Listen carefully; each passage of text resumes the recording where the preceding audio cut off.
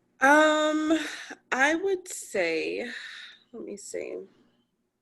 I think I just got really tired. I got tired of feeling that contraction. Like, that was very tiring for me, you know? And I think that I realized is that when we say that we're creating, right, it comes from this space of like not being able to know what's in front of you and being completely okay with that. And I think that's what I did. Like, I dropped into that space and I thought about it like, okay, if I'm painting a painting and I draw one line on the piece of paper, you know, then from there I may draw a circle and then a petal, and then that petal may not be right, but it's okay. I can like scribble it out or color it something else. And so I needed to go through the same process with my life. And if I kept doing the things that I really didn't want to do, then I wasn't going to create the painting that I wanted to create. I was going to create a duplicate. It was never going to be art, you know, and be unique to me. So that was one of the things that really made me realize, like, okay, you have to be okay with not knowing what's in front of you and just go, just jump. You know, I've done it before, so like, why not do it again, you know? So that was more so for me. I really got tired of that limitation. I want to be free. Who here wants to be free? Yeah. And when you get free, it's so freeing. It's so freeing. Yeah. Wow, Kana, that's amazing. This is the feminine wisdom. This is it right here, live in action, coming through, sharing. And I just want to say thank you. Thank you for being like, my womb is excited and she's ready to speak. Yes. That's amazing. Beautiful energy. Thank you. I'm so grateful for your share, and I'm so grateful that you're here as well. Thank you. Yeah, me too. Beautiful. All right, my loves, who is feeling next? Who wants to allow their womb to share some wisdom with us?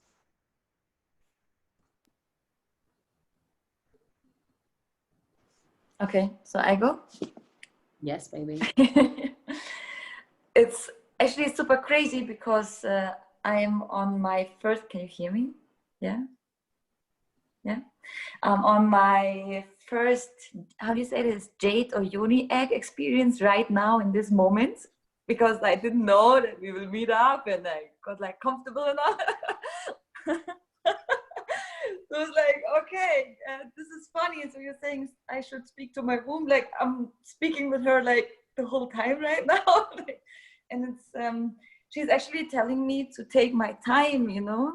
She's saying, take your time. Where's the rush? Where do you want to go so fast? Like, you don't even know if you like it, if you're there right now, you know? So enjoy this moment which you are at right now, because this is the place to be and the pleasure is there. And no rush, take your time. It's all good. So this is what she was saying right now. I'm curious, Saskia, when it's what it sounds like is like, this is the feminine saying, feel me here, feel this pleasure, feel what's alive here. And I'm curious, when you look at the opposite of that, when you look at the contrast to that, maybe what the mind might be saying, what is the mind's voice when you're having this, like, you're here, slow down, be. What was the opposite story before you started maybe tuning in and connecting to her? Can you share that with us?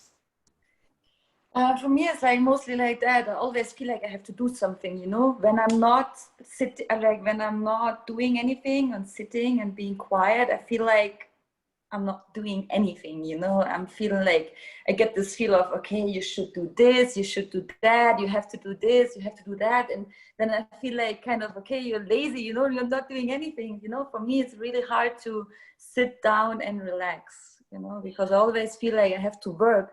I have to work to do something. I have to tattoo more. I have to, you know, it's like this feeling of always pressuring me that I have to show what I'm doing, you know. It's like, what are you doing with your life? Because these were always like the words of my father, you know, what are you doing, you know. And I always felt like I have to prove something to him. Hey, see, I'm doing something, you know. And sometimes I still feel like I'm into this. I have to prove to my father that I'm working, you know, like that I'm into this world and that I can take care of myself. But I can do it, you know, I don't have to prove it to anybody, but this is still in me. Like the moment I sit down and try to relax, I get this, you should do something, you know, like anything, like it's just clean the dishes, or I don't know, like, you know what I mean? It's crazy. I do. How many of you know what she means? I'm just curious by raise of hands. Yeah. Yeah. So there's like so much wisdom that you just shared in here, right? And really what comes in for me, and the whole reason why feminine wisdom was birthed, is because we're starting to shift the story of needing to do in order to be blank, loved, worthy, happy, successful, financially abundant, whatever it is, to knowing, our deep inner wisdom is knowing that we already are enough. That if we are a vibration, if we are energy, and everything is energy and everything is vibration, how do we shift the vibration of the collective? We shift it by being in a vibration ourselves, knowing that it's literally a law of the universe, the law of vibration, the law of attraction, right? The energy that we are vibrating and emitting will then therefore attract a similar vibrational resonancy. And when you tune into, does anybody here listen to Abraham Hicks?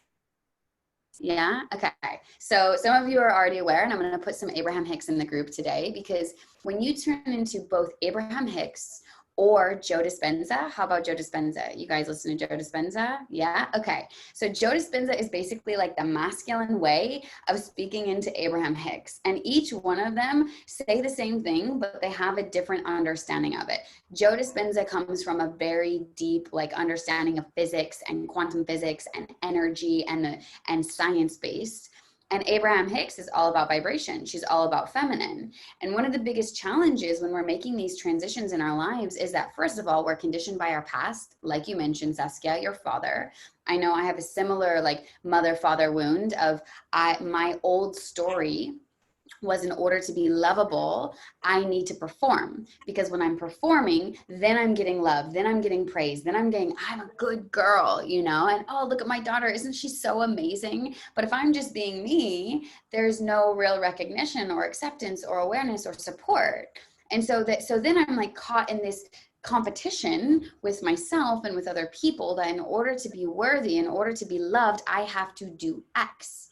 Now, this is coming from a very masculine-based structure of that your worthiness is dependent on how much you do. And so as we're shifting our consciousness and as we're shifting our deeper awareness of, hold on a second, when you feel the most relaxed, supportive, orgasmic, pleasurable, it's often when you're on vacation, or you're making love, or you're out in the nature, you know, it's like all of these moments that allow us just to be, or, you know, tripping acid or an ayahuasca journey or something like that. These are all these moments where I'm not in a doing state. I'm just allowing myself to be with the sensations of what's real and what's alive. And so some of these practices that we're doing in here and all that we've worked on last week, which was honoring the goddess. What does that mean? That means what is true for me? What truly does honor me? Does it honor me to have the croissant right now? Or does it honor me to say no because it's bad or wrong? Or does it honor me to speak my truth and to say, hey, you know what? I actually don't feel in alignment with this relationship or this job or the amount of money that I'm getting paid. It doesn't actually honor me, or the way that I'm being talked to, or the way that I'm treated, or the way that I'm talked to or treating myself. Does it truly honor the divine, which is embodied in this physical form? And then you have nourish the goddess, which is where we've been at. And this is what, you know, all of these embodiment practices. So Saskia, it's amazing and divine that you're like, okay, I'm going to nourish my body by connecting to my yoni right now. And I have this egg in, and all of a sudden me connecting to her, it's starting to speak louder, and it's starting to put me in my body. And when I'm in my body, I'm slowing down, which is why we do yoga, which is why we do meditation. We do all these things to help us get deeper into our body, which as a feminine embodied being, our gift is to feel everything, to feel the pain, the rage, the anger, the excitement, the bliss, the touch, the texture. All of this is one of the biggest gifts that we have as being a feminine embodied being.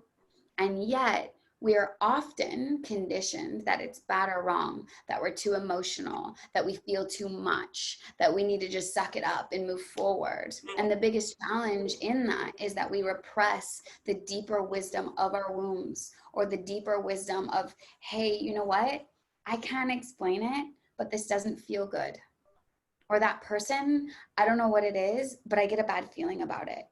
But for so long, because we've been in this very logical, linear base, like A plus B equals C, not realizing that we're living and existing in quantum realities, not realizing and existing that there's actually so many different parallel realities that if we choose to tap into, we can create that shift. And it literally takes consciousness, our awareness, and our choice. And then from that, then we use the masculine to take action, such as these embodiment practices, to slow down, or to feel your womb, or to say, you know what, I'm no longer going to stay in this job because it doesn't truly serve me. I'm going to choose this way. And as Kana was saying, I don't know, I'm just going to write a line on this paper and then turn it into a circle and then see how it goes. But listen to myself every way, realizing that what I thought it was going to be, it might be completely different. But the different thing might be more of a masterpiece than my thought that it could, because where I was coming from when I started this masterpiece was from a smaller conscious awareness than where I'm going to end up having gone through the entire journey. And this is such a beautiful awareness of our life in general. And so Saskia, I really appreciate you bringing that into space. And I've been seeing you show up. I just want to acknowledge you. I don't know if you guys follow her yet on Instagram. Yeah, Donna's like, yes, I've been seeing you showing up. I've been seeing you share your voice. I've been seeing you put energy. It's so inspiring. Your kid comes, you're doing your yoga, you're listening to your songs. Like, it's a vibration that's inspiring. I'm like watching through your stuff and I'm like, wow, it's so cool. And that is being a leader. Just by you being you and you feeling, people are going to look at that. I'm inspired, you know? Yeah. I see Katarina's like, yeah. And so this is, I just want to celebrate you and I want to honor you.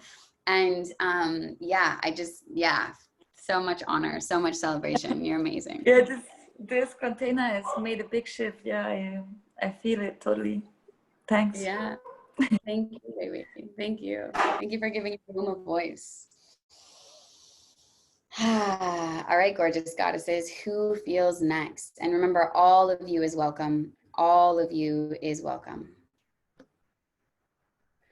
Hey. Wow. As you were saying, just what you were saying, so much sadness came up and like the tears were flowing and I'm like, oh. And it was really interesting because when we did the exercise talking about what our wombs are saying to us, it's like, it wasn't sadness that I felt, but I felt I felt so like scared and so much like, yeah, complete sort of not knowing what's like happening in this like what I used to, what my parents and everyone else around me has told me what is true, realizing that this isn't true, but having to go against it all the time. It's like it's so overwhelming. And then the sadness that just came up is like, it's like the sadness from, I love them and I want to have them in my life, but they give me so much. They don't believe in the things that I believe in, and it's just a struggle every single day. And it's like incredible that what we are all experiencing here, and I see with Donna, for example, like the shift in jobs. And I quit a job yesterday, which was so not right for me, but I stayed in it because it meant sort of fake security, but it was not aligned with me. But now I'm like left with nothing. And I'm currently living at my parents, who just give me the story every day of how I'm like, if I'm not doing, who am I? Who are you? Like, what are you doing the whole time? I think right now I'm realizing that I've been holding so much that I didn't think was even that I didn't even was holding this, because I think on the surface I'm always like really positive and okay, and I'm encouraging others to like, I guess I'm giving so much to others, and I'm not realizing that actually I'm holding so much and I'm not expressing it. And so I'm so grateful for just like expressing all of it here. And I want to get to feeling this excitement of the new thing that's coming, and I have no idea what that is. But I can't, I feel so scared right now, and I just feel very sad. Yeah. So thanks for listening. Let's all take a deep breath in for Daniela's share, really allowing this to penetrate us.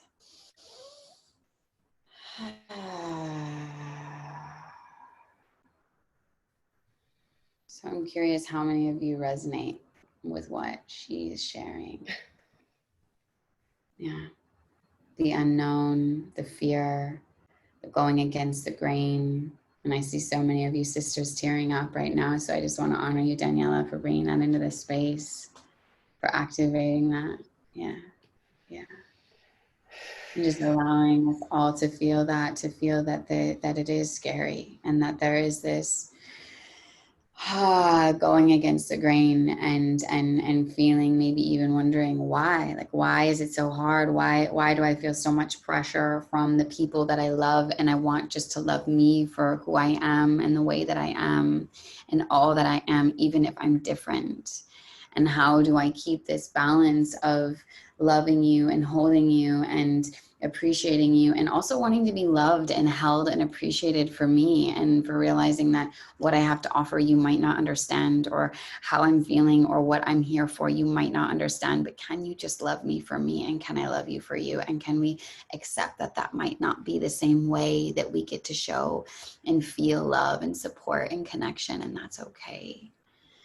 And I'm so grateful that you brought this into this space, because one of the reasons why I believe these containers are so important is because we have the wide range of sisters who are at different points, and we're all going to be at different points. We go in cycles, and some of us are going to be like, fuck yeah. And some of us are going to be like, what the fuck is going on? Why is this so hard?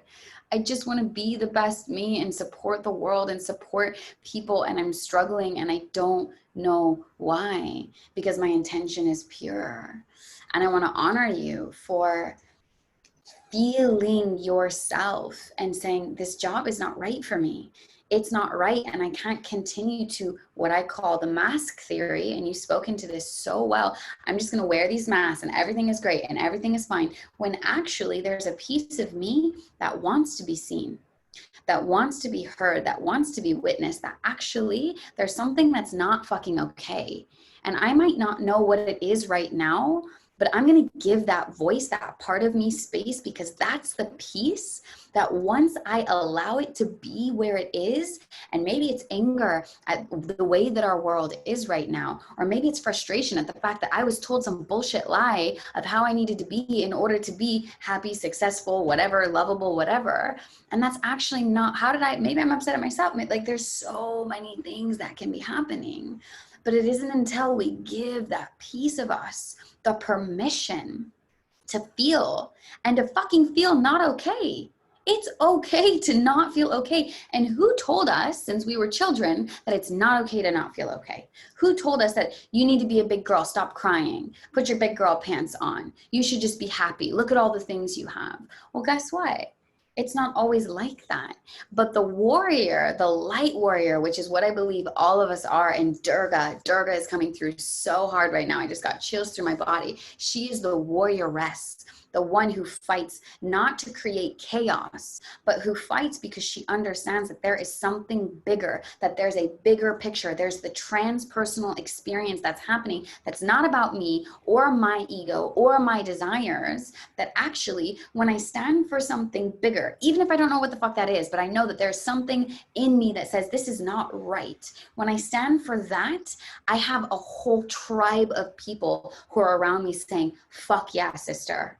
You can do what you desire. You can fight for something bigger. And if the people who have been in your life and up until this point aren't fully supporting you, well, guess what? You have a whole tribe of sisters who are here saying, babe, we've got you and we can hold you. And your fears are welcome, and your confusion is welcome, and your tears are welcome. And thank you for bringing that into this space, because guess what? I feel you too. And we're so similar, and we're all so similar, and we all have so much wisdom that we get to share. And I'm super curious for you, Daniela, if you could feel into and speak to her right now, speak to this part of her that was just sharing all that's kind of coming up, and you just quit this job and there's confusion and there's fear. If you could tune into her and you could ask her if she could have anything, if she could create anything, what is it that she wants? What would she say?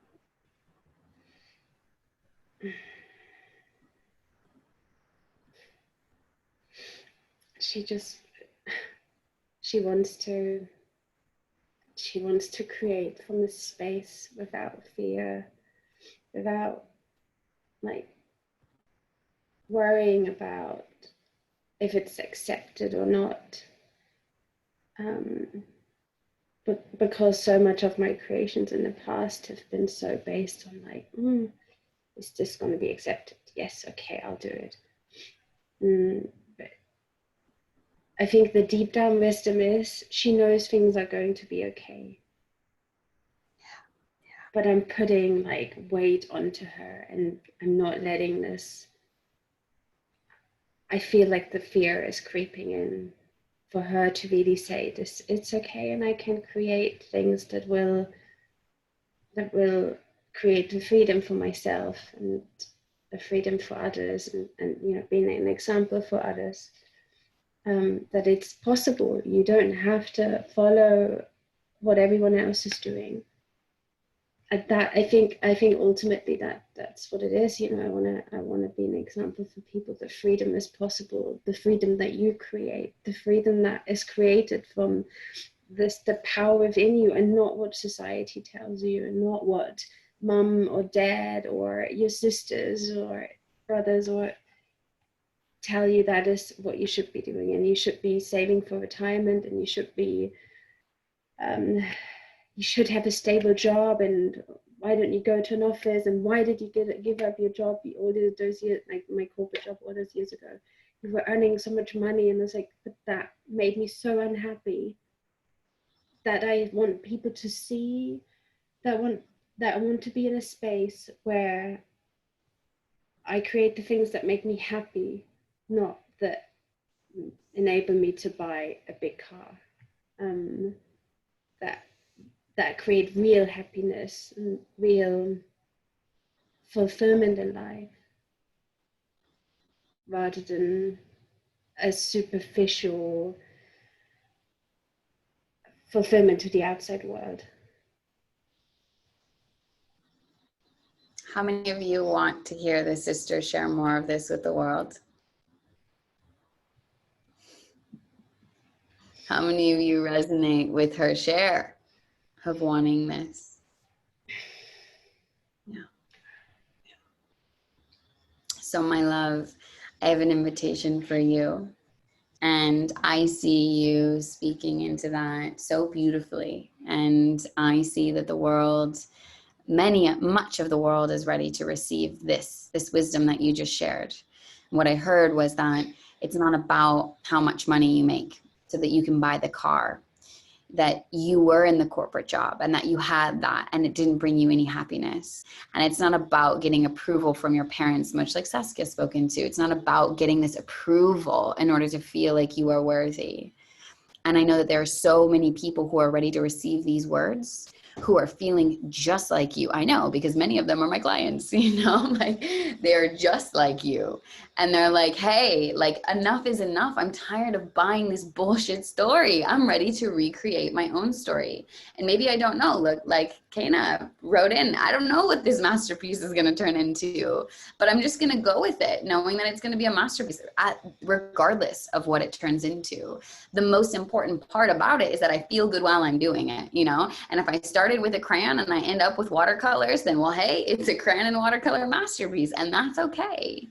And so my invitation, sister, and this is going to be the ritual that's coming through at the end of this journey together today. But my invitation is for you is to really speak into what have been some of your biggest challenges and your biggest lessons, and the invitation is to, once you kind of write like some of the biggest challenges that you experienced when you were working in corporate, and what were your biggest lessons, and maybe even the challenges that you're in now, can you start sharing this? Can you start just like you did here with us? I loved listening to you. I think I'm like, fuck yeah, sister, we need more voices like that in the world, because you're not the only one. And if we would have to reach a tipping point, we reach a critical mass where enough of us say, fuck this shit, it's so bullshit, why am I continuing to believe this, you know? And that's what we're doing here. We're all like, hold on a second, what is this story, who wrote this, and why am I believing it? Like, this is not like what is in my highest, my yoni isn't like, yay, you know, she's like, what's going on, you know? So I think that this is really, really powerful. And I personally would love to hear more of kind of what you've learned, and what your takeaways have been, and what you're ready to step into. And the two invitations are, do this for yourself, and then share with us in the group if you can. Start to get visible, start to say, you know, these are some of the things that I have been going through, and holding on. How many of you can relate to holding on to shit that is not yours? Like, it shows up in my physical body. Specifically when I'm out of alignment, my body goes, you know, and it's like, whoa, how did I gain all this weight? What's going on? And it's because I'm holding shit that's not mine. And we're going to be moving through a lot of this week, fear and shame, which will be saved for another little journey, because we'll have more sisters here at the right time, because I'll be sure I am in my 3D form here. And what the invitation is share it with us in the group through posts and or through videos. And then if it feels good for you, the next invitation would be, start sharing this on your Instagram or on your Facebook or wherever you can, because I promise you what you shared here will resonate with so many people. And it's when we start to resonate with each other, we start to create this kind of tribe of like, there's a shift. There's a shift, and I'm actually really resonating with you, and I'm so inspired that you quit your job, and I'm about to say, fuck this, because my job sucks too, and I'm going to take that leap, you know? So I just want to honor you for sharing, and invite you to share more. And I'm excited, and I'm sure others are probably excited to hear kind of what comes through from your lessons in your journey.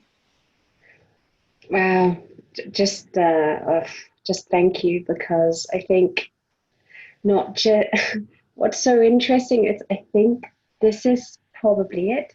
This is like, because I left the corporate world over 3 years ago, but I was still holding on to it. There's still the same beliefs. Yes, I may have left it, but I was doing freelancing jobs in that same world. So I still took it all with me. And I worked with business partners who were amazing, but I was still holding on to, I need someone else. I can't possibly do it by myself. I was living in London for so long. I was paying ridiculous like money and rent, and to be in a place that was no longer serving me. And it took me so long to like let go. But like, this has been such a long journey already. And yeah, you might be right. There's a few things that I could share, and I think that's what I need to do. Wow, thank you. Thank you, thank you, thank you. I look forward to hearing and to feeling and to seeing you. So good already. My goodness, I'm so looking forward to who wants to share next. So who's it gonna be, my goddesses? Who's got some wisdom to share? I can share.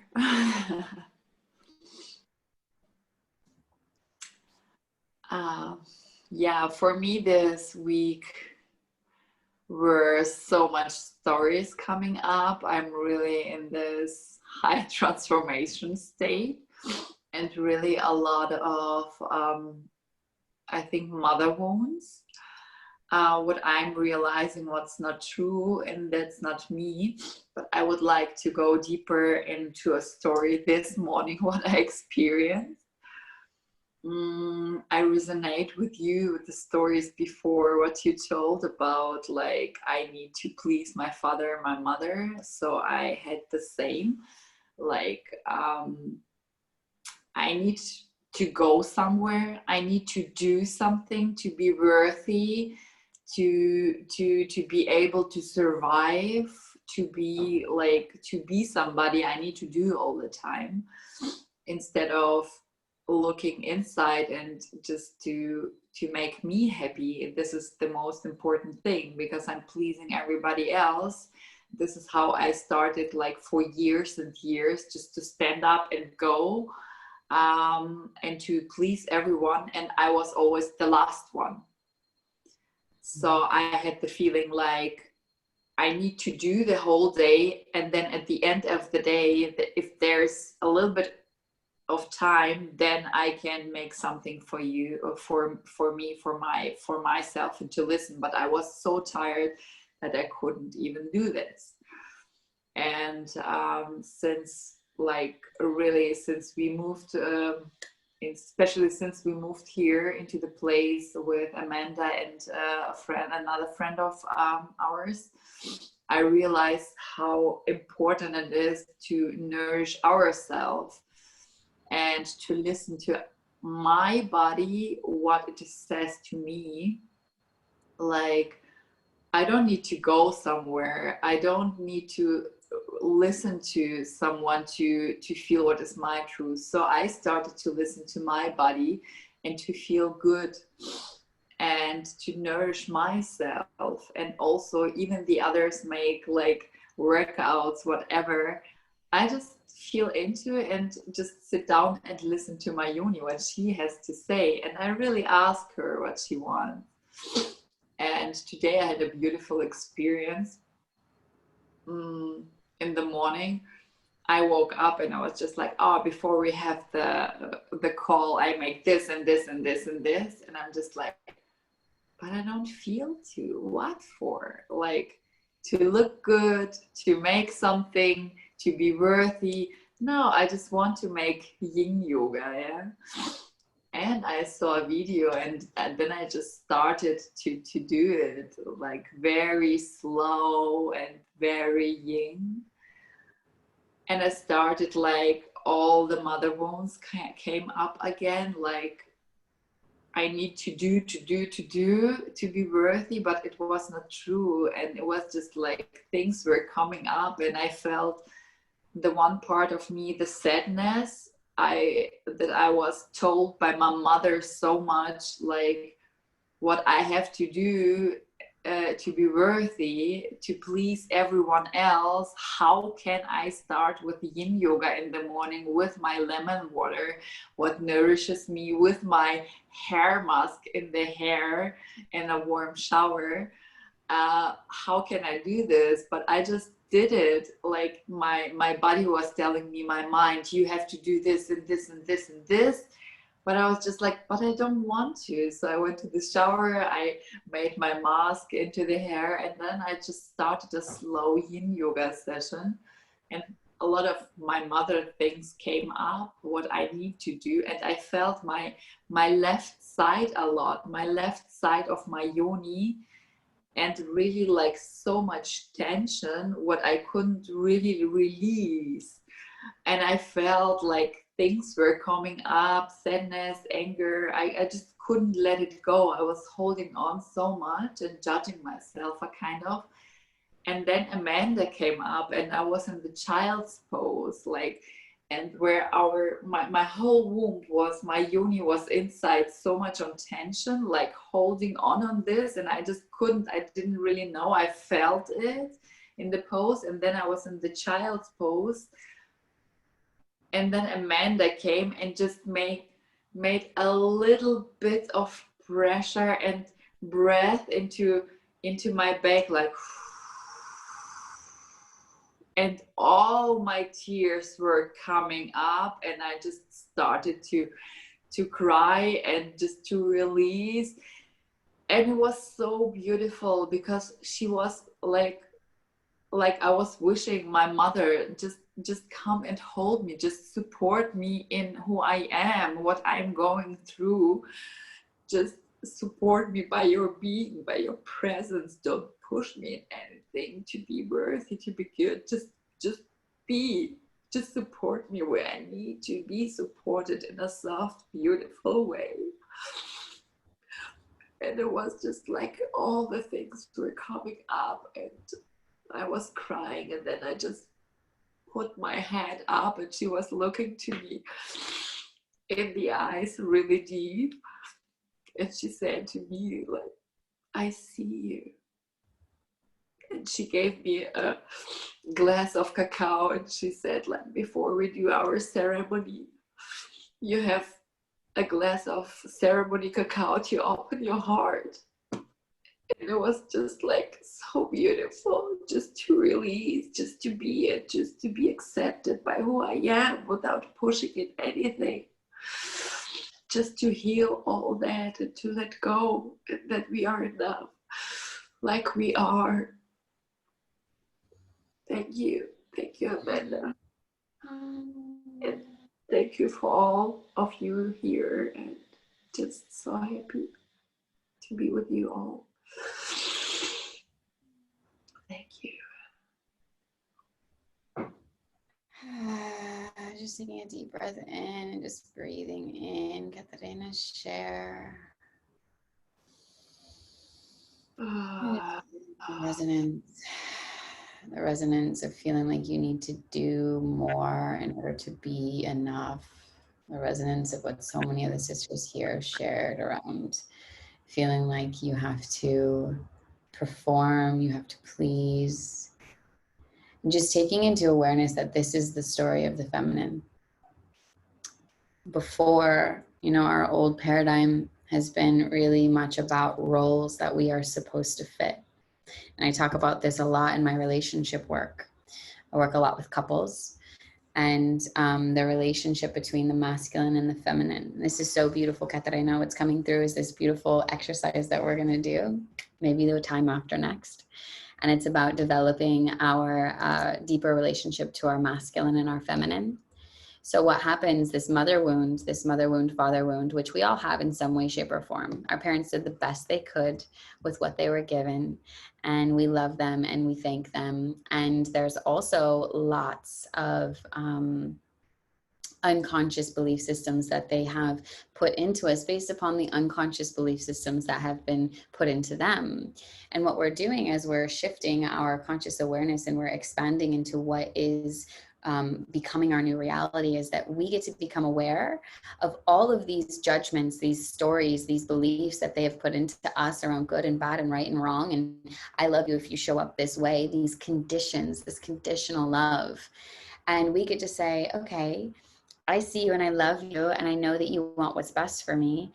And truthfully, I know what's best for me. And I trust and I honor that. And I'm not some druggie who doesn't have their shit together and is just like fucking around. And, I'm actually somebody who cares a lot about myself and about the world and about what's happening as a collective. And I feel a lot also. So I feel the wounds of everything and everyone around me.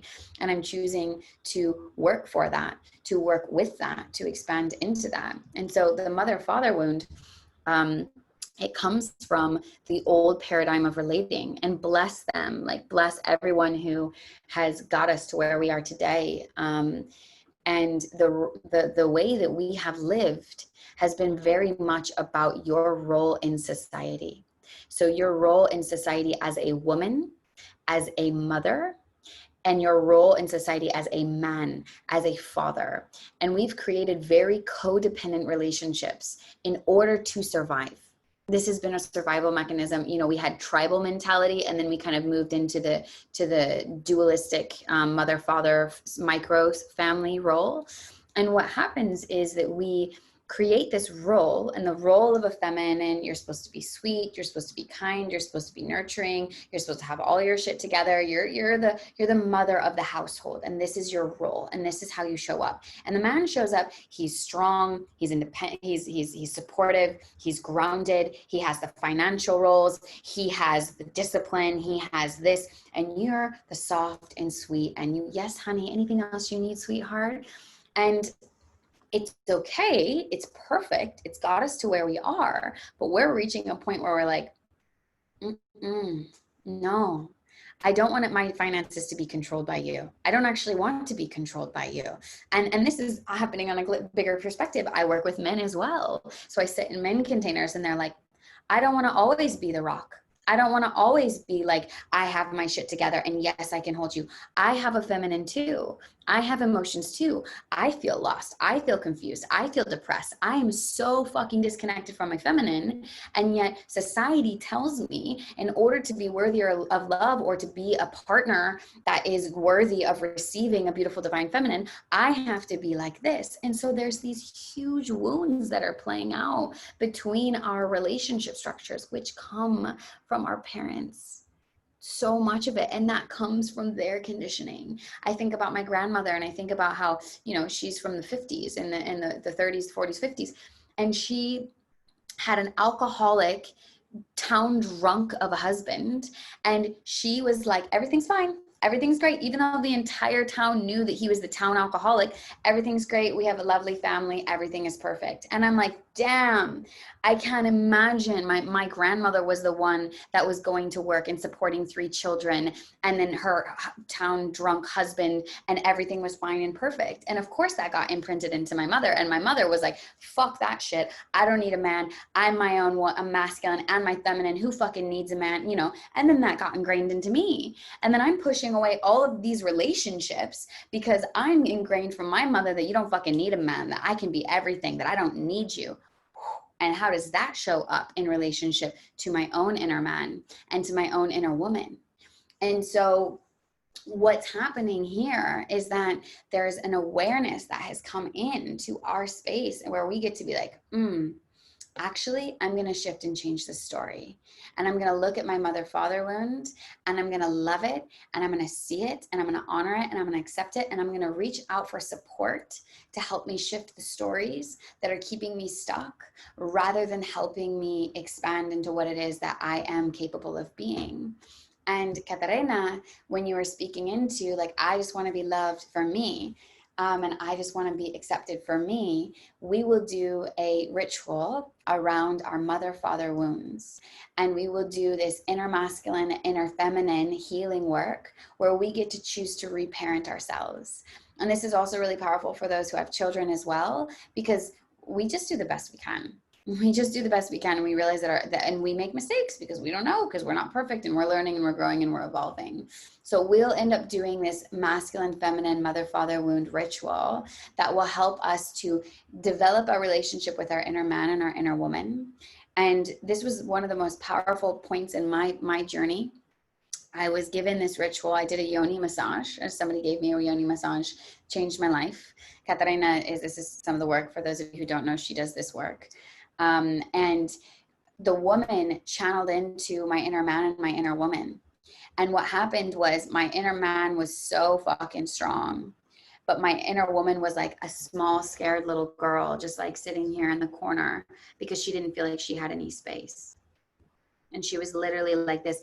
And so I was guided through this ritual where I brought them together, and my feminine was just sobbing. And my masculine is like what's going on, like what's happening? And she's like, you haven't given me space. You haven't given me any space. You want me to support you, you want me to be here for you, you want me to nurture you, to nourish you, but you don't give me any space. You take over and you do everything on your own, and then you wonder why you don't feel the support that you want, and you don't actually give me any space. And this was like a huge moment where I got to drop into my feminine, and I got to hear her, and I got to see her, and I got to honor her. And this is what has birthed feminine worship the goddess. because I was realizing how shut off I was from her. And I started doing these practices and I started doing these rituals, and it was beyond self-care. This isn't self-care. It's not a self-care program. It's about how do I choose to show up for myself every single day and honor my feminine, honor my feelings, honor what it is that I need in order to support myself and everyone else that I am supporting. And that comes first. I come first. Because when I honor myself, I radiate. And when I radiate as a feminine embodied being, I magnetize people, relationships, partners, love, experiences, clients, whatever it is. But if I'm coming from a place of insufficiency or not enough or needing to do in order to be, then all of a sudden I am in a performative based space, which is masculine. I'm not a masculine being. I'm not in a male's body. Men, go do the thing that helps you radiate your penetrative power. But me being born into a female body, I am not trying to be like you. But my society and my culture tells me that in order to be a strong, independent woman, I need to be like X. And so, thank you. My masculine has been fucking amazing. And I wouldn't be here if it wasn't. And now I get to consciously choose that he can take a fucking backseat and he can relax. Because my feminine, when I lead from her, it's so much more pleasurable. It's so much more juicy. It's so much easier. My masculine fucking loves to work his ass off. He likes that shit. Watch any man. You have a problem. You have something that needs to be fixed. They jump on it. They're like, oh my God, let me try to do it. Let me try to do it. Oh, let me try to do it. You know, that's not our role unless you want it to be. And you can. And most of us are super strong, independent women. And that's why we're here, because we've done it. And now it's time for us to be like, all right, baby, you can take a backseat. Because guess what? I'm here and I'm ready to hold the space for myself and for my dreams. And I'm ready to let it come to me instead of feeling like I have to do everything all the time in order to make it happen. So Katarina, thank you for bringing that into the space. And there's such a theme, if you don't see the theme here, of like pleasing the mother, father, pleasing society. Like this is it. This is the collective that's shifting. And all that's coming into this space, we get to alchemize. We get to transform, we get to transmute, because whether it's happening to us right now or it's happened to us in the past, or it will happen to us again in the future, because we are cyclical, the rituals that we will use to connect to our inner man and our inner woman and heal this wound and shift, which will shift our relationships as well. Any relationships, if you want an ideal partner, if you want whatever it is that you're calling in, baby, it starts here. It starts with first healing the mother-father wound, and then it starts with being our own inner man and our inner woman and bringing them back to harmony, which again is all about vibration. When I shift my inner vibration, my outer vibration will be a match to that. And those and all of that which no longer serves me will gracefully leave as new things are welcomed in. And that's what this container is all about. So thank you so much for creating that and bringing that into this space, Goddess.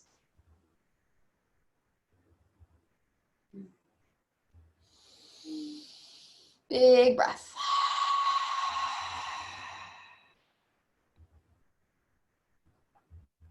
I'm just feeling into your wombs and just inviting the next womb who wants to speak and wants to be heard and seen and witnessed. And whoever that is, she can speak when she is ready. I can say something before I actually need to pop off because my shift is ending. So, phew.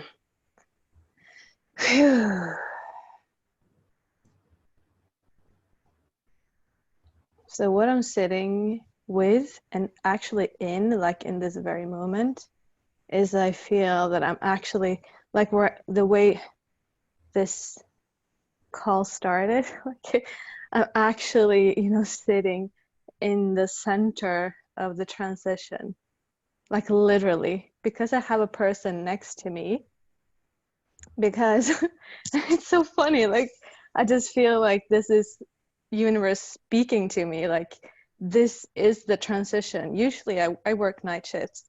It's like everyone is sleeping as babies until, way beyond I go off. And today, for some reason, someone woke up and wanted coffee and wanted, sandwich, and now she's sitting next to me. and then my masculine is like, whoa, what the fuck is happening? And then I was just like, oh well. Yeah, this is what it is. Like, I'm talking to you, I'm in this process, and I'm in this process at this very same time. And I just feel like that's exactly where I am in life, and I'm actually learning how to dance with it. And it's just so funny. Yeah, just feels,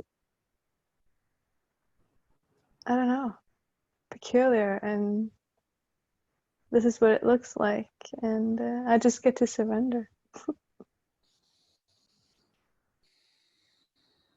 Yeah. So, and it feels beautiful in the midst of everything. Like, it feels like real, like feels real. I have someone sitting, sleeping next to me. Yeah, she's snoring now. And I'm sitting here talking to you, and I had made a big altar and lit candles, and I had earrings, and I just had to take all of that away. I took the earrings off, and just like, yeah, it's happening anyway. I don't need like the external things. It's happening anyway. So yeah, I'm just here. This is me, and I'm here. And Ellen, I just want to like appreciate, it's so funny because Ellen, she's supporting a lot in this constellation, and Ellen has been with me for at least 2 years, if not longer, and gone through my detox programs and been in group coaching in several of these containers before. And also we worked privately together, and like the amount of transformation that this beautiful, amazing sister has gone through and is still going through, and alchemizing and changing and transforming and transitioning. And for her and I, we're sitting here, and it's funny, we have a slightly different way of like moving about life. She's like, okay, so what are we gonna do? Like, what's the structure? And I'm like, well, like, I'm not exactly sure. Like, I kind of have an idea. And then like, I kind of feel like part of me is like, okay, I kind of got to give Ellen a little bit more structure. Like, and this happens a lot when I co-work with people, because I'm just like, I don't know, I'm just going to show up and it's going to happen. Because every time I plan something, Spirit comes in and is like, nope, like, we didn't do anything I planned today at all. And this is like a really big piece of like, for me, working with what's alive right now. I planned for like twice as many sisters to be here. I plan to give the right date for the sisters in America. I planned for like so many different things to go differently, and they didn't, just like Ellen did. She planned for, she's like, I always do night shifts. It never I'm just going to do my thing. I'm going to have my rituals, going to be fine. She didn't plan for somebody to like be sleeping next to her as she's about to end her shift. And this is life. This is feminine. We get to fucking flow with it. We get to, if we're masculine and we're too rigid, we create contraction. We don't allow, when we change our jobs or we change our place of labor or we keep this rigidness, which prevents us from ease, which prevents us from grace. Like, okay, well, I thought things were gonna go this way. I'm just gonna take off my earrings, go wipe someone's butt, or whatever the thing is. It's like, okay, this is how it is. And this is the beauty of the feminine, is that we get to, okay, I can surrender and I can let go and I can trust. And this is the main piece that I want to land here. I can trust that it's not about me, that it's not about my own ego's story, and ego just meaning I, the sense of self of what Amanda believes needs to happen in order for it to be whatever. This could be our ego, our parents' ego, whoever, in order to be the vibration and hold the container or the space for what wants to move through. Because it's not about me. It's not about any of us. It's about what we are accessing and channeling in for something beyond ourselves. And the more that we can surrender to that deep knowing, the more that we can surrender to the wisdom of our womb, the more that we can listen to her and release. It's like water. Masculine is yang, it's fire, it's beautiful, it's necessary. Feminine is like water. It's ease, it flows, it allows, it surrenders. And I can tell you from being super fucking masculine to now having a really beautiful balance of both, I have so much more pleasure in my life by surrendering. And so, Ellen, bringing that piece in here, and I want to thank you for showing up the way that you're showing up, and for showing you're in transition. You're in this literal transition. And this is a microcosm of the macrocosm of what's happening in your life.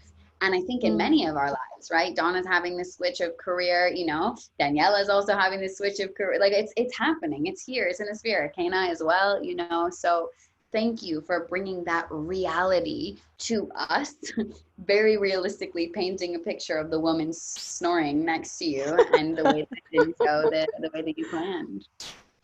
Yeah, it's actually really beautiful because I have really put, like, I feel like I really put, I don't want to say effort into, but I'm really changing the story this time. Like, I'm in this job and I like it.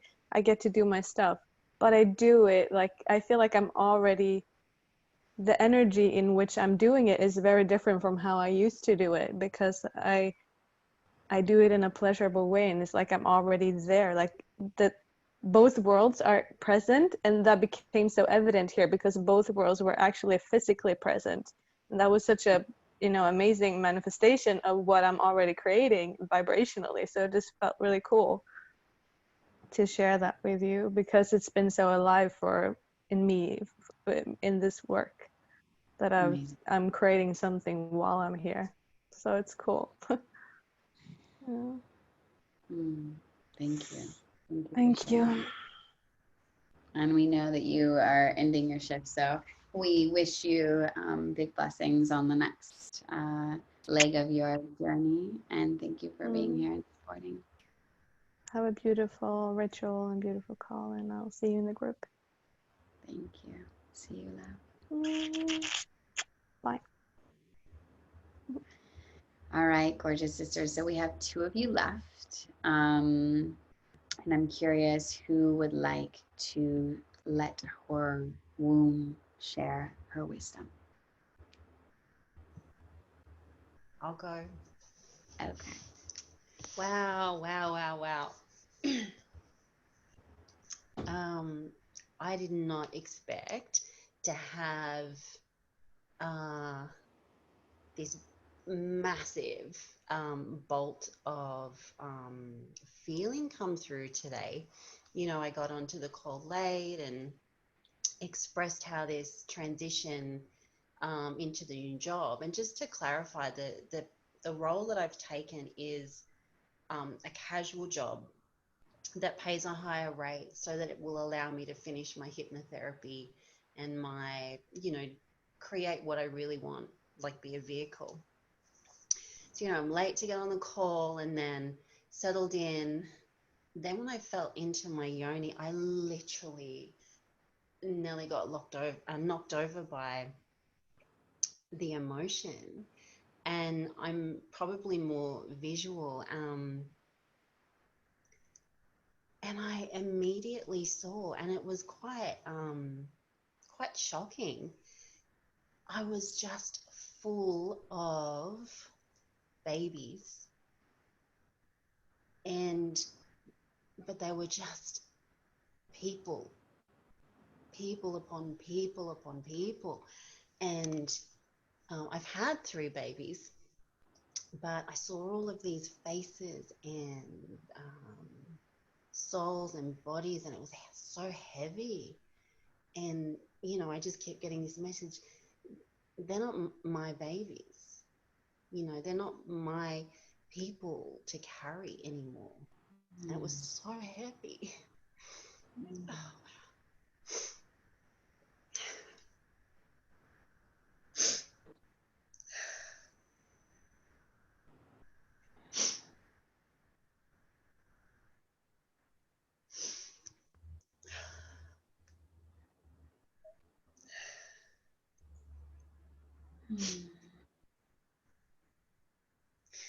and it was just so unexpected.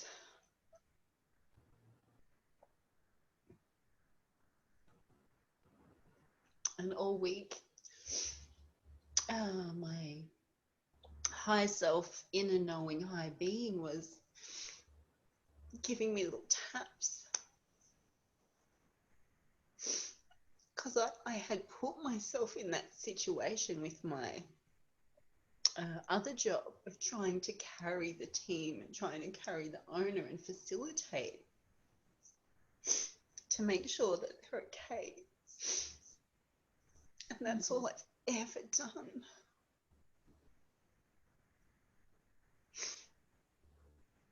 And I'm tired of it. I'm so tired.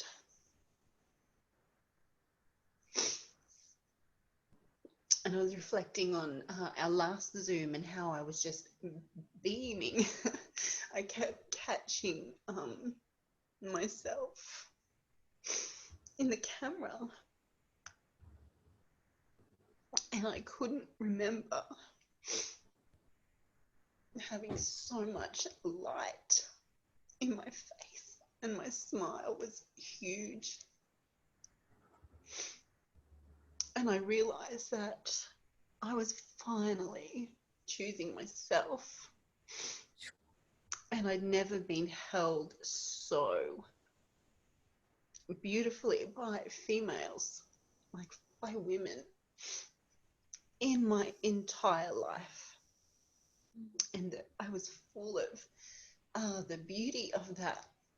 And I'm so thankful, like beyond thankful. Can you be beyond thankful? But yeah, wow.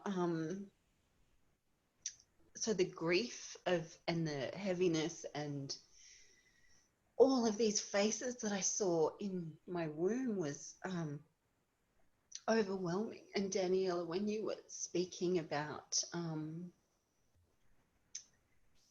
kind of like being the odd one out in your family and things like that, I come from a really loving family, but I'm now actually getting joy out of being that person. You know, I'm the baby of the family, so I almost enjoy being a little bit rebellious and planting seeds with my family. And but I really felt that, because since I can remember, I remember being a really sexual little girl and a bright light and making fairy rings in the backyard, blah, blah, blah.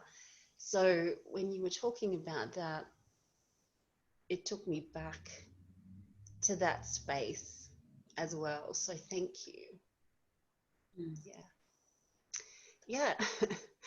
So yeah, I didn't expect the level of emotion to come today. But yeah, finally taking that leap of faith and taking the jump into this job that's, it's, you know, it'll be fine, but it's really the facilitator to the freedom that we've all been talking about. And it has been a long, long time coming to make that choice. And I don't want to hold all those babies anymore, you know, so to speak. Yeah.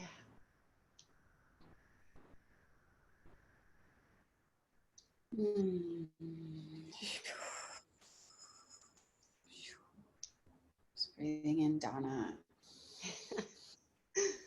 Even just shaking our bodies a little bit to release any babies and all the weight with those might be holding on to us, whether they be like judgments or other people's stories or responsibility for clients or people who are not necessarily serving what we are here to serve as leaders, as embodied facilitators, as women who are here to make that change. And just celebrating you, Donna, for your share and the emotion that you've allowed yourself to bring into this space, and you've allowed yourself to feel, and the truth that you've allowed yourself to share around knowing that you are no longer going to continue to hold responsibility for something that is not yours to hold responsibility for, and listening, just celebrating you for listening to that. And even though, yeah, it brings up so much emotion, because it does, especially when we're, you know, when we can still have love for something or someone, whether it's our parents or whether it's these women that we've supported, or whether it's, you know,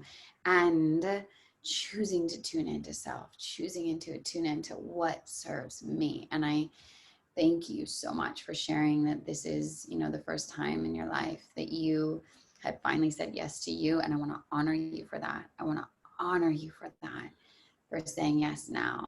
Because I know a lot of people who continue to say maybe one day, and then one day comes and they're like, oh, but now I can't. Now it's too late. And so I'm so excited to see how this choosing of yourself continues to help you radiate and help you feel supported and feel expansive, and just celebrating all of you, my love. Thank you, guys. Thank you. Thank you.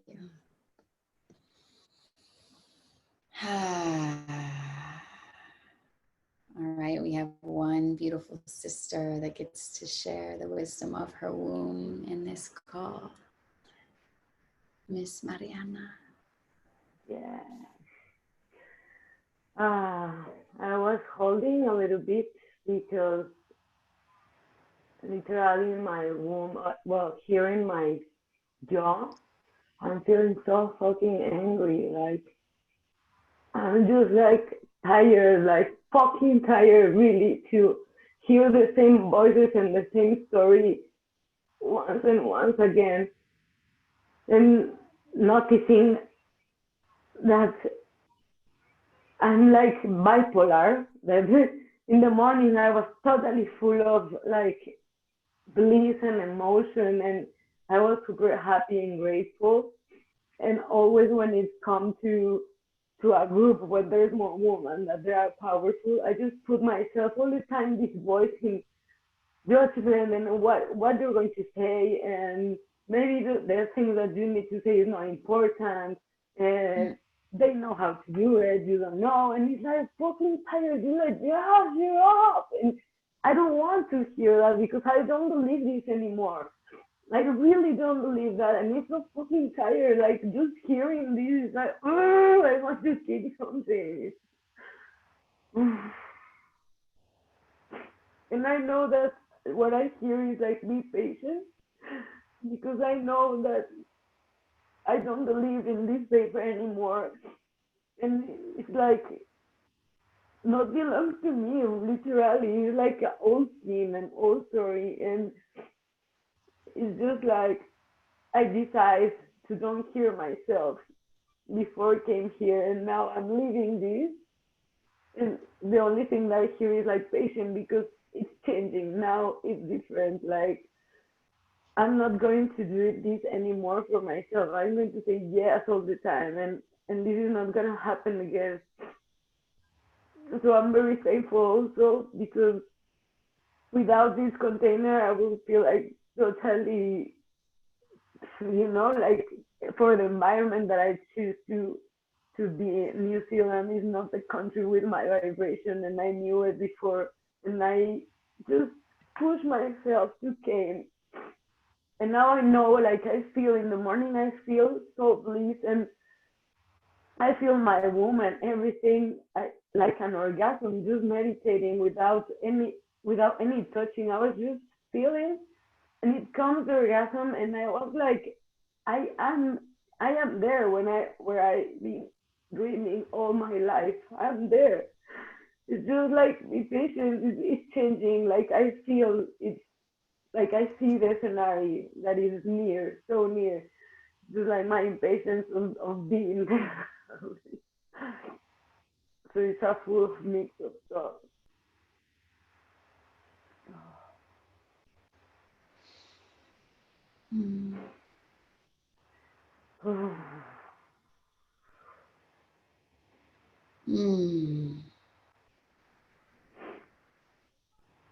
I'm curious how many of you sisters have had the comparison game or played the comparison game. and created this old story around, you know, someone else or others. And I think this is one of the deepest sisterhood wounds that we have, and it's something that's been very much conditioned in our stories and our reality of comparing ourselves against other people and creating this story of better than and hierarchy. And again, this is part of the reason why we are the way we are. And this is also why we're in this group, is to celebrate everyone and to celebrate all their gifts and to help people see you the way that you can't see you, and see other sisters the way that they don't see themselves, and be that truly that divine reflection that we are the same and that we all have gifts and we radiate them differently. And I know I definitely have these bipolar parts of me, which like one of them is, you know, like, fuck yeah. And the other one is like, oh, I don't know what's going on, you know, and it can, we're feminine. It fucking happens all in one day. Sometimes shit, it happens in an hour, you know? And I'm like here, and then all of a sudden I'm here. And like, this is the wild feminine, and this is the beauty, and this is the gift. And to be seen and to be witnessed and to be recognized by all these other sisters who are going through a very similar process. And what I think is so beautiful is how we started out with Kana, and she's like, fuck yeah. And then we go through this wide range, like, you know, and like, this is the feminine, you know, and this is what's so fucking beautiful about the feminine. This is what we love in life. We love the feeling. We crave the feeling, the passion, excitement, the fear, the anger, the pain, all of it. And the challenge is that nobody's actually given us tools of how to work with it. Instead, oftentimes it's like, no, you're supposed to be happy. You're supposed to be good. You're supposed to be fun. And if you're not, then we don't really like, it's like, you go over there then. If you're, you know, oh, you're having a temper tantrum, go into the corner. Like, what the fuck? Why is that our story? Like, no, I'm having, like, feel me, feel that something is not right, feel that I want to be seen, I want to be witnessed. I don't need to be changed. I just want to be how I am and be okay that this is how I am. And so this is one of the greatest gifts that we can give each other in these containers, is this space and this permission to be and to share and to feel without feeling like we need to be or share or feel anything different.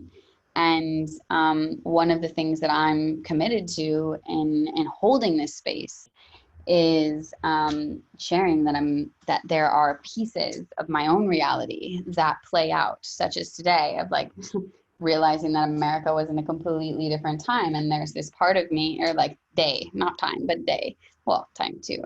There's this part of me as a leader that wants to like create this story of like self-sabotage and like how like, oh, you're letting people down, and like, how could you do that? And you know, maybe people are gonna, some of the sisters are gonna be mad, and I know some of them are gonna be sad because they wanted to be here, and like these are my thoughts, and I get to choose to witness them and be like, and I'm human, and I can choose to surrender and trust and know that it's divine, and trust that everything is working out in divine timing, and it's going to be even bigger and more amazing than I could have ever even planned it to be, which is why I don't plan. I don't plan because of this, because this is the organicness that I couldn't have created myself. And I'm still going to give you guys rituals, and I'm still going to give you guys these practices because they're super powerful, but they're going to be delivered in a different way. And that's the beauty of being with the feminine. And I wouldn't have been able to see all of you and feel all of you, and you guys wouldn't have been able to see all of you and feel all of you to this depth if I would have been in my masculine structure of like, okay, well, we're going to do this ritual and we're going to do it this way, you know? And this is like, I hope the transmission that I get to share while being in this container and just holding this space, allowing you guys to do the work, allowing you guys to be the alchemists of your own experience by being, by showing up, by sharing, by realizing that that's enough. I don't know about you guys, but I've gotten so much from just feeling you guys and hearing your stories, and it's like, fucking goddess, yes, thank you. We are all in this alchemization process together. And this is another big piece of the leadership that I feel is asking to be coming through, is that there's less of this like old story of hierarchical structure and more of like we're an even plane and we all hold space in our different ways. And we all have different gifts and wisdom that we get to share with each other. And it's just by us being who we are, not trying to be anything different. It's just by us allowing ourselves to be that we create the biggest transmission for others to see and receive that it's okay for them to be how they are too. And so with that, my loves, there is one ritual that I'm going to invite all of you and all the ladies who tune into this after to take home. And to do this in your own process. And then there will be some other things. I'll see how I get to create and move with the other things that I have that want to come through at some point and how they want to be delivered. This ritual, I really feel, will support us in helping us shift any of these blockages around our parents, our society, our children, our culture, our conditioning that might be still making a big imprint in how we get to show up and share our voices with the world. And so on your own time this week, my invitation is to create a ceremony, much like we did for the first one. Set up your altar, get your sage, have your journal. And this is going to be an opportunity to speak your truth. And so I invite you to write down a list of 3 people who you feel that you've been holding back from speaking your truth. And this is really, really important that you have a space where it's not like you're in my masculine, like, oh, I have to do my homework, so I'm going to do this thing that I have. No, no, no. Like, if it doesn't happen this week, that's fine. But this is going to be a very powerful ritual. So give yourself at least an hour, set up your space, light your candles, call in your guides, similar, just, and all you have to do to access that is just to claim it, to own it, to code the space by the vibration of your language of saying, I'm opening up this sacred space to create an alchemization of me standing in my power or holding me back from whatever wants to come through. So basically what you're going to do is you're going to create your sacred space, write down the top 3 people that come to mind who you feel you've been holding back from speaking your truth. And in this moment, I'm sure there will be some people that just pop down right away. Some might, like, something might come in as like, wow, I guess there's something that wants to be said to this person. Could be someone who's alive, could be someone who's not alive. And what you're gonna do is literally write a letter to this person. And you're gonna write down all of that which you have kept in yourself, that you have been wanting to say, that you have been wanting to share, that you felt that they wouldn't receive you, that maybe they would disconnect from you, maybe they've passed on, maybe they're no longer with us. It can be full of whatever emotion is there, whatever pain, whatever sadness, whatever excitement. Maybe it's beautiful. Maybe you're just like, hey, I want to celebrate this person from being in my life. Or maybe it's somebody who you're no longer friends with or you're no longer connected to. And there's a little bit of patching up work that you wish that you could have said. So whoever these 3 people are, you're literally going to write them a letter and tell them everything that you've been holding back from saying. And this can be particularly important if there are people in your life that you feel like you're still kind of hiding behind or hiding from because you're afraid of like something that's going on, or even an ex-partner, like, I never told you, how much this affected me, or, whatever it is, you sit down, you create this ritual, things will flow. And this is an opportunity for you to clear any of these lines that might even still consciously be preventing you from fully standing in your power, from fully owning what it is you are here to do, say, be, embody in the world. And when you're finished with this, you have a couple different options. First, I really invite you to pour all of your emotions into it. Really let yourself be seen. After you've written these letters, the first thing that I invite you to do is stand in front of a mirror. And as you're in front of this mirror, I want you to read this letter to yourself. as you're looking into your eyes, so you'll read parts of this letter and look into your eyes. And what's happening is we're moving beyond the self, the identification of the self, and we're moving into the transpersonal. So when you look into someone's eyes, you will see beyond the self and into the soul. So it's like it's kind of a process similar to Carl Jung, and it's something that I do sometimes with private clients or other containers where you're aspecting. It's almost like you're calling them in from your own ability to tap into your soul and channel these messages to this person that you may or may not talk to, or may not have the ability to talk to, or may not want to talk to.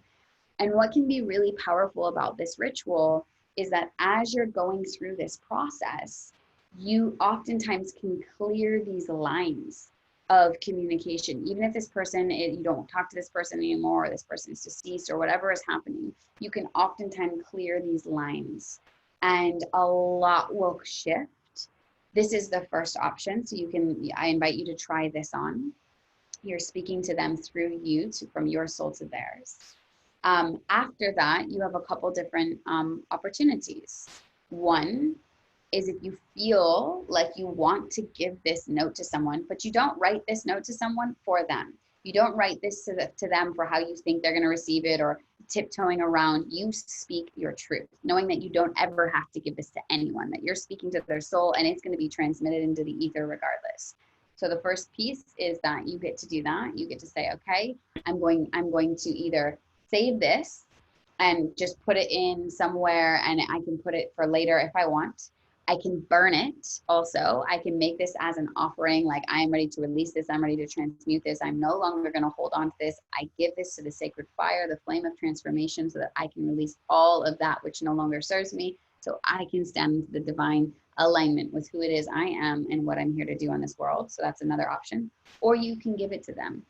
And maybe you even save it for a long time. And then eventually you end up feeling like, you know what, I wrote this letter 3 years ago for you. And this is everything about how I feel, about how I grew up, or about this or about that. And I want to give this to you.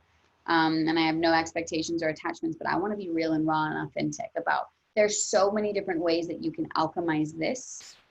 But the main piece is that you take your time, create a ritual, figure out who those 3 people are, and tell them everything that you've ever been too afraid because of whatever it was that you were afraid that they may or may not be accepting of, or loving of, or appreciative of, or how they might respond.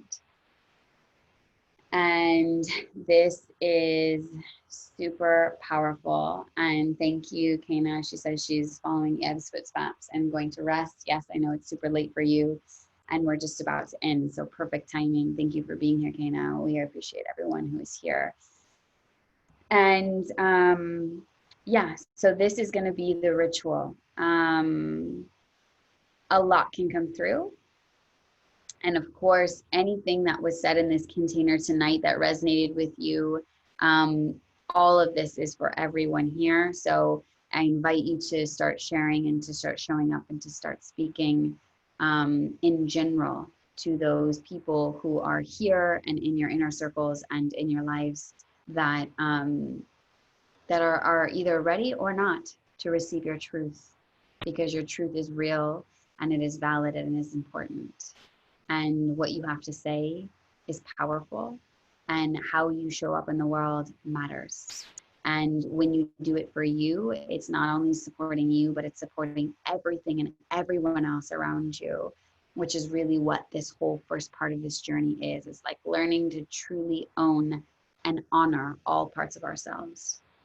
So my loves, this is the invitation for the ritual to alchemize anything that is holding us back from standing and speaking in our truth. Next week, we will meet on Tuesday. So not this Tuesday. What I'm going to do is I'm going to do a ritual on masculine, or a workshop. It's just going to be a Facebook Live in the group. You guys can join me there live if you want. You don't have to. It will be on Tuesday. The next gathering is going to be the following Tuesday, because we had 2 days that were best for people. Some was Saturday and some was Tuesday. Yeah. So the next week, and I'm going to go to the announcements and you'll be able to see it. It's Tuesday. I'm going to make sure that the Americans are on the same day as us, and I have that all written down, but it's going to be next Tuesday, 7 p.m. Thailand time. So it's going to go back to the first time that we met, which will be later in the evening for Australia and New Zealand, but earlier in the morning for the Americans and in the midday for the Europeans. So that is under the announcements. Go check that. I will, of course, remind you this week, Tuesday, there's just going to be a live workshop that you guys can be there. You don't have to be there in this space.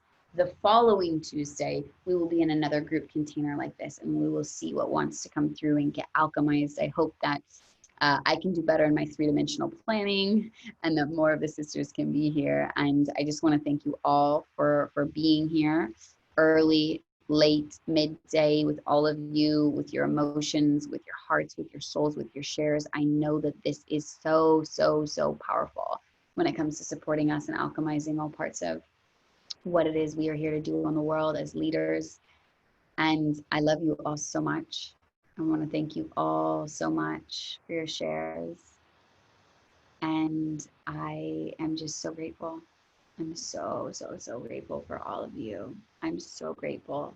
I've always been the one that was slightly weird. And now I have a whole tribe of sisters who are all kind of like the black sheeps over here, you know? And it's like, it feels so right. I wouldn't want it any other way. This is it. So thank you all deeply, deeply, deeply from my heart.